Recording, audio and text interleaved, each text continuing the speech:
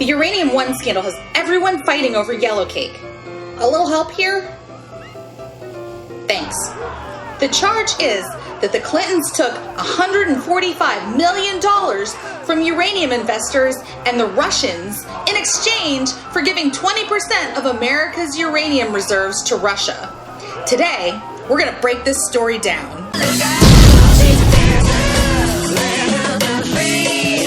Our story begins in 2005 when former President Bill Clinton met filthy rich business tycoon Frank Giustra. I like money.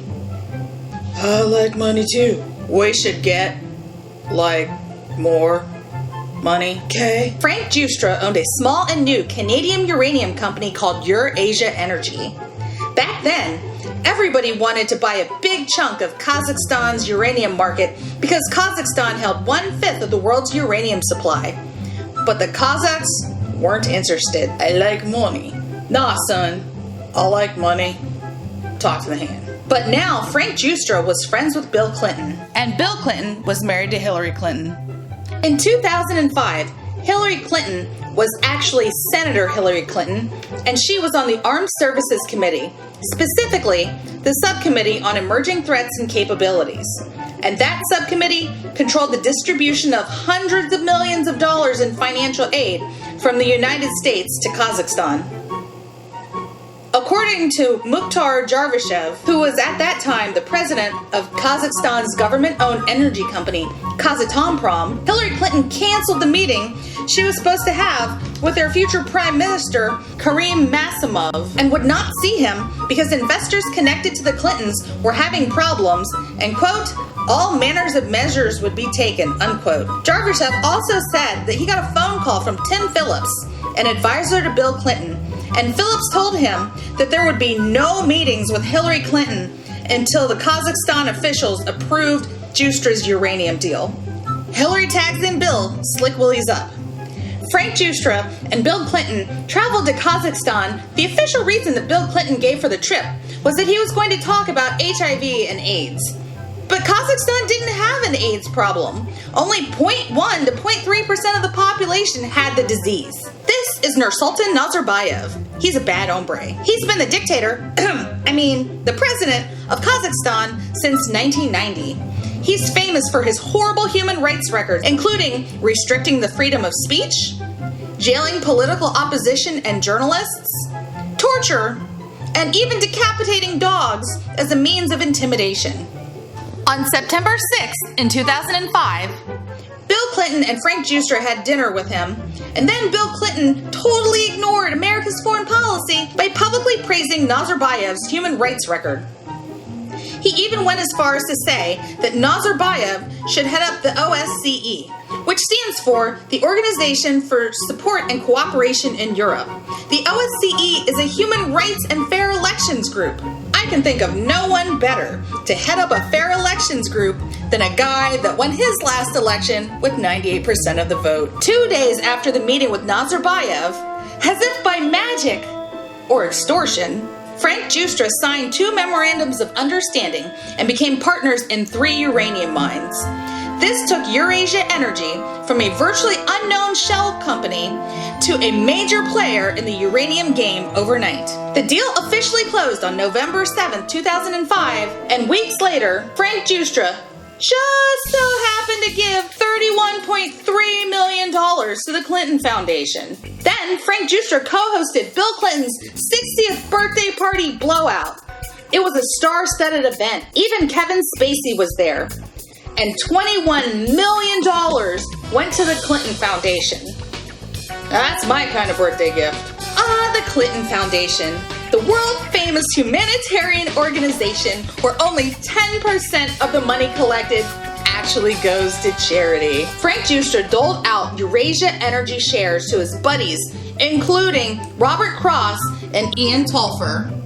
Then he used BMO Nesbitt Burns Incorporated, GMP Securities Limited, and Canaccord Adams to help take the company public in one of the largest initial public offerings in Canadian history. The companies alone made $25 million on that deal, and Frank's buddies and the companies would go on to donate millions of dollars to the Clinton Foundation. Meanwhile, in Russia, OMG guys, wouldn't it be totes my goats if I took over the world's uranium market? I could totally use uranium to make Russia a world power.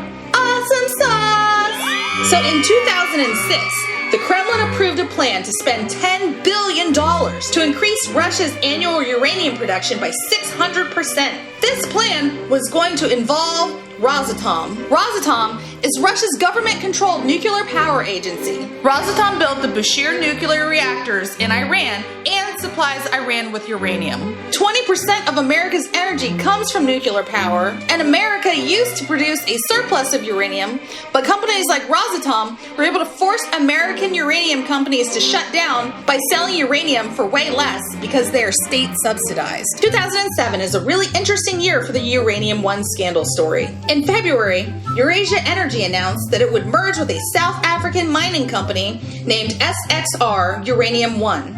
This merger would allow Frank Justra's buddies to control 60% of the new company, which would just be called Uranium One. But before any of that could happen, they would need permission from the government of Kazakhstan.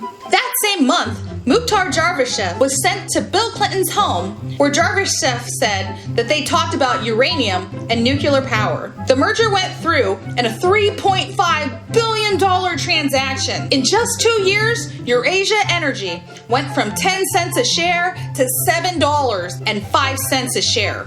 Frank and his buddies made an insane amount of money, and Nazarbayev was granted permission to head the OSCE, but he waited until 2010 to do so. One of the ways that people try to debunk the Uranium One scandal is to say that Frank Justra divested himself from Uranium One in 2007 because he claimed he sold off all of his shares that year. But Frank Justra actually remained financially tied to Uranium One through Endeavor Financial, because Endeavor Financial was providing financial advice to Uranium One. After the merger, Uranium One began buying uranium assets in the United States, and they got to the point where they owned 20% of America's uranium reserves. In June, Frank Justra pledged that he would give $100 million to the Clinton Foundation. Additionally, in June of 2007, Frank Justra set up the Clinton-Justra Sustainable Growth Initiative, which would later be known as the Clinton-Justra Enterprise Partnership and the Clinton-Justra Enterprise Partnership Canada. Remember that, because I'll be coming back to it later. In March of 2008, Frank Justra threw another crazy fundraising party for Bill Clinton. Shakira was there, Tom Cruise was there, John Travolta was there, and $16 million more went to the Clinton Foundation. Between 2008 and 2010, $8.65 million went to the Clinton Foundation from investors with connections to Eurasia Energy and Uranium One. Meanwhile, in Russia, how amazeballs would it be to buy Uranium One? Okay, I heard that Bill Clinton likes money, so I'm just gonna bribe people and stuff. If I can make this plan work, we're gonna be covered in awesome sauce! William Campbell, I need your help. My sources tell me Putin is plotting to take over the world's uranium market. I need you to find proof. Yes, Robert Mueller. Right away, Robert Mueller. It's now January 2009, and Obama has just been sworn in as the 44th President of the United States. Hi, Hillary. I was just thinking, isn't it funny how a guy like me, with almost no experience, was able to beat you in a presidential election? Huh? Don't worry, Hillary. I'm sure nothing like that could ever happen again.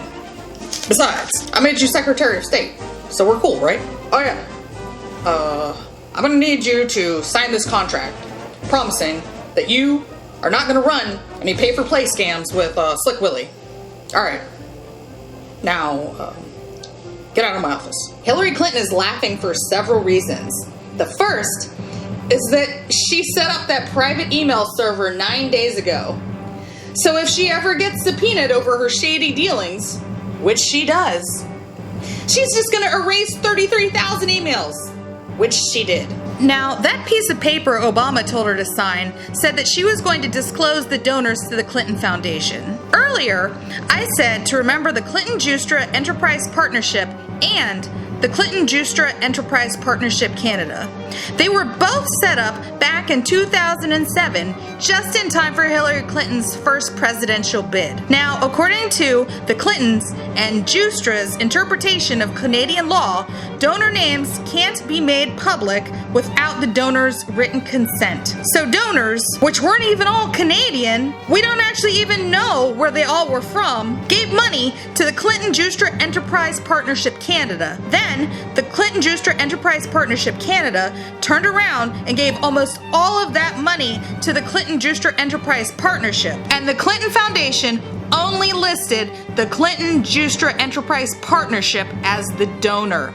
This is how they were able to hide most of the $2.35 million that they received from Uranium One chairman Ian Tolfer, as well as additional millions from other people connected to Uranium One, foreign governments, and other deals. In 2015, it came out that there were 1,100 undisclosed mystery donors to the Clinton Foundation.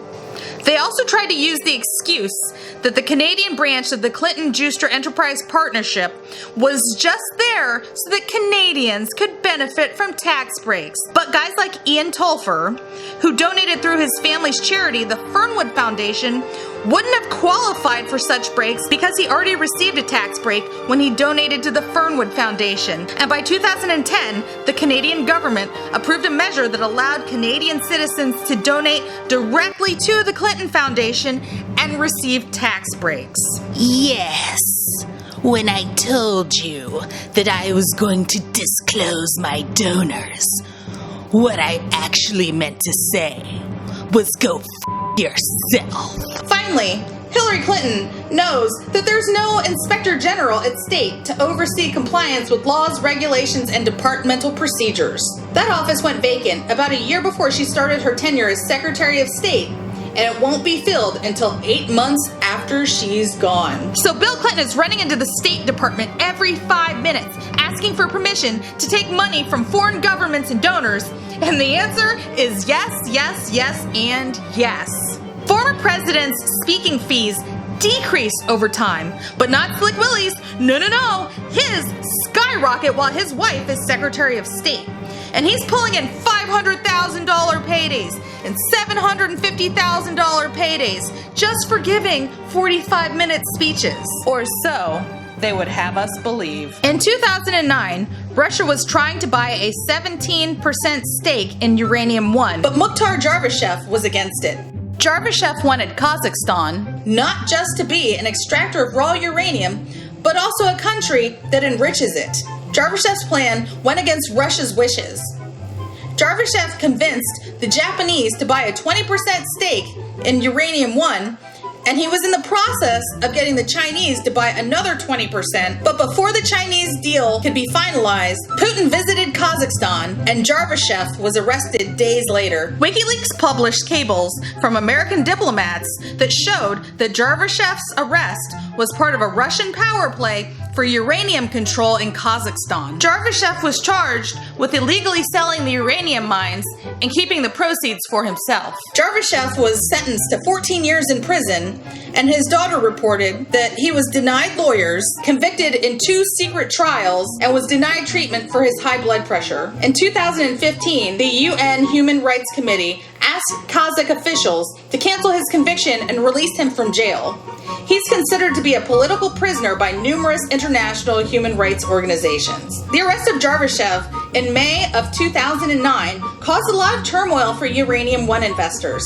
Their stock price dropped as people speculated as to whether or not they'd be allowed to keep their interest in the Kazakh mines.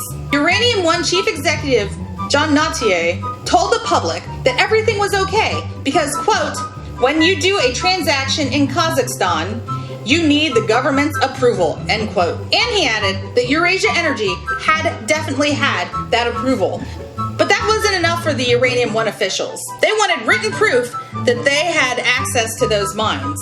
So they appealed to the American Embassy for help, and the American Embassy ultimately reported to the Secretary of State. Hillary Clinton was forwarded the pleas for help, and the $1 million that Uranium One chairman Ian Tolfer gave the Clintons that year, I am sure, had no influence at all on the American embassy deciding to intervene on his behalf. 3 days later, Rosatom purchased 17% of Uranium One. Once again, Frank Juster's buddies made a ton of money. But that 17% had to be approved by the Committee on Foreign Investment in the United States, or CFIUS for short, because Uranium One controlled 20% of the United States uranium reserves. The CFIUS board is comprised of the heads of 9 departments and offices, including the Secretary of State. Hillary Clinton had been a huge proponent of CFIUS during her presidential campaign as she pushed to strengthen it. As Secretary of State, she supported blocking China from buying U.S. assets. But when it came to Uranium One, she acted as if she didn't even know what CFIUS was. There were 9 government agencies who had to sign off on that deal. I was not personally involved because that wasn't something the Secretary of State did. Yeah, except that was exactly what the Secretary of State did, according to the Department of Treasury. You see, Hillary Clinton's not dumb.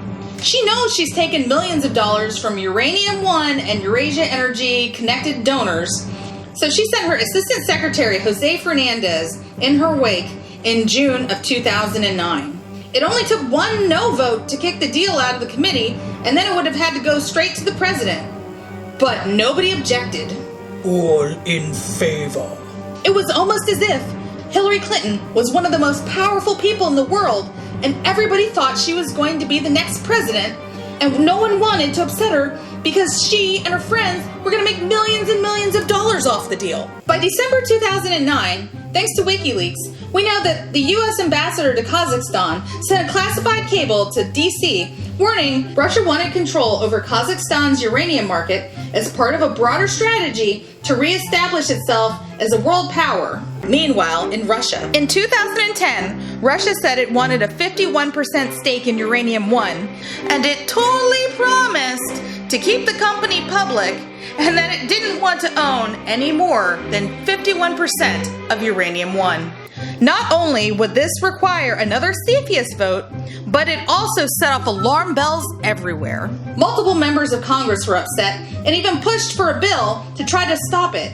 Wyoming Senator John Barrasso wrote a letter to the Obama administration voicing his concerns, and the Nuclear Regulatory Commission wrote back. They told Barrasso not to worry because all of the uranium that was produced in America was going to stay in America, and that Uranium One didn't even have an export license, so the uranium couldn't leave the country even if they wanted it to.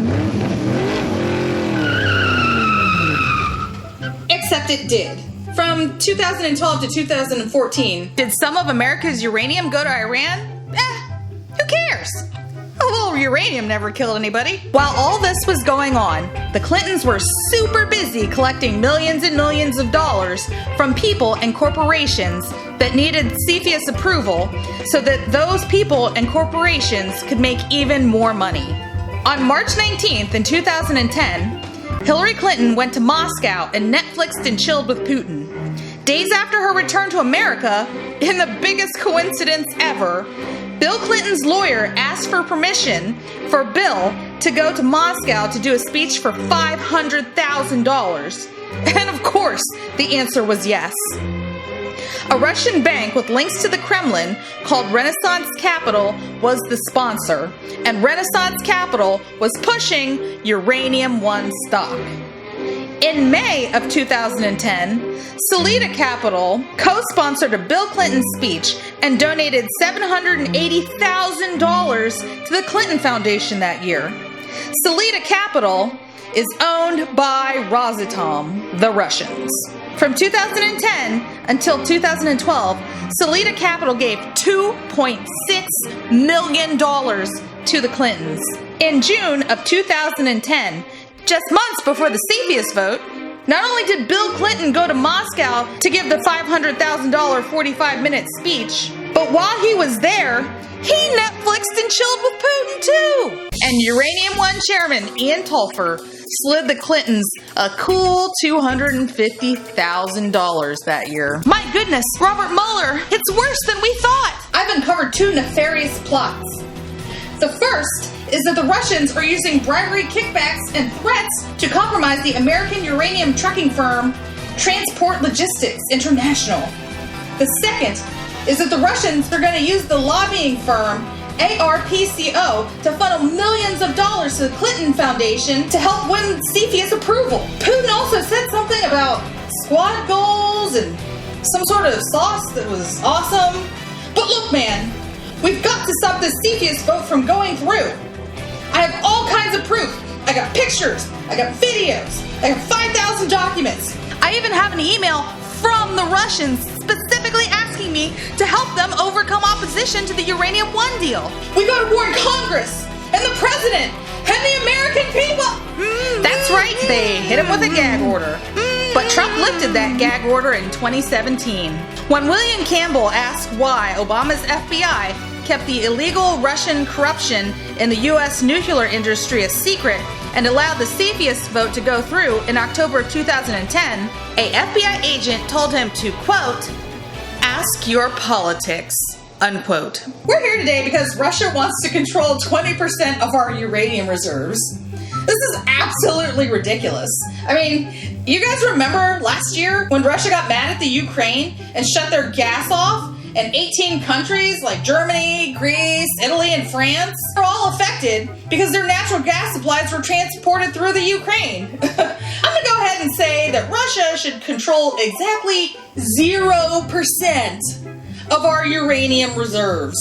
The only way you could possibly vote for this nonsense would be if either you were a morally bankrupt, soul-sucking demon prostitute, or if you're the morally bankrupt, soul-sucking demon prostitute's brain-dead flunky.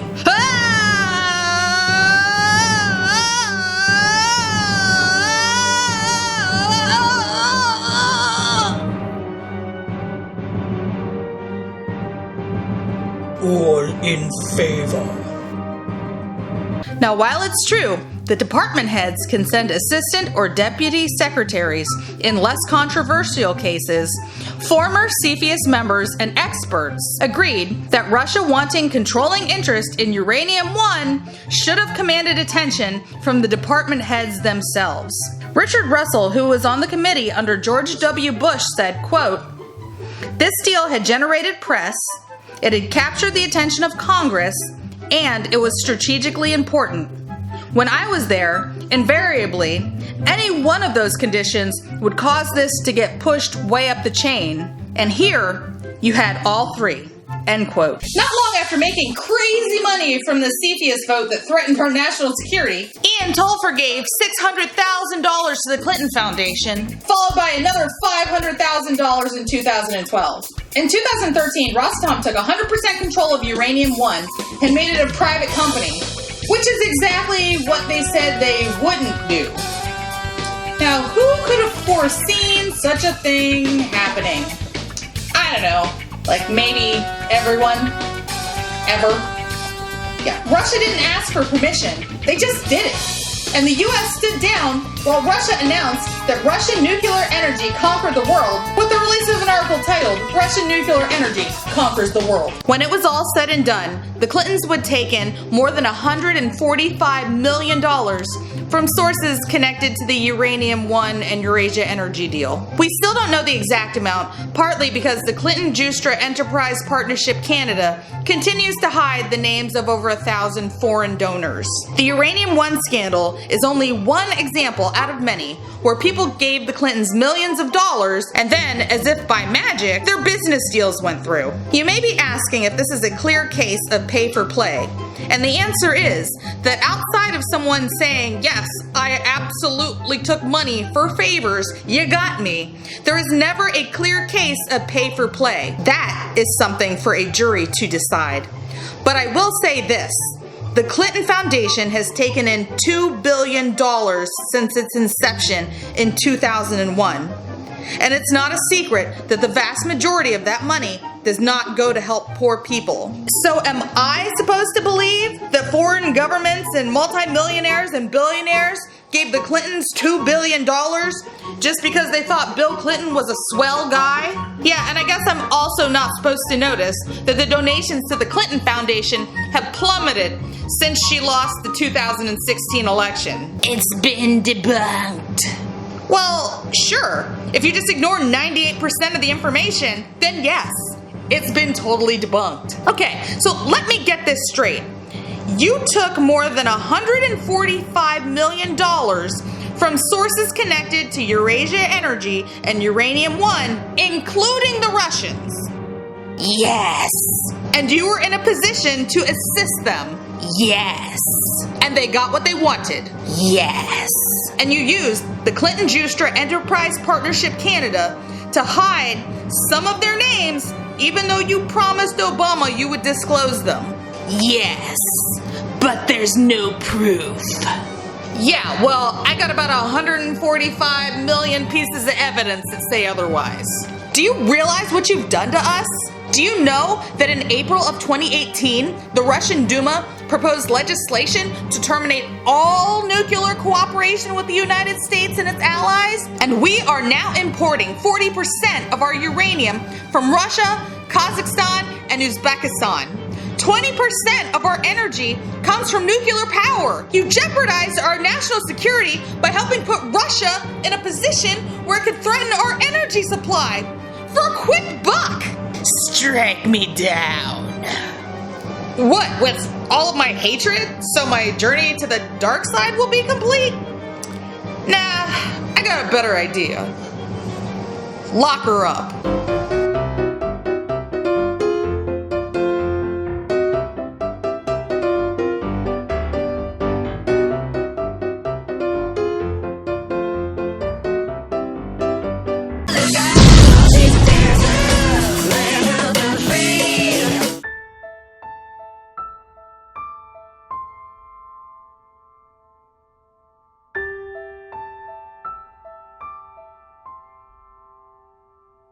Does my makeup look okay? If you like this video, subscribe, give it a thumbs up, and please share it. This is a totally new video style for me, so let me know if you want to see more of it by leaving me a comment in the comment section. I'm right from right, left of center, and if you're watching, you're probably right too.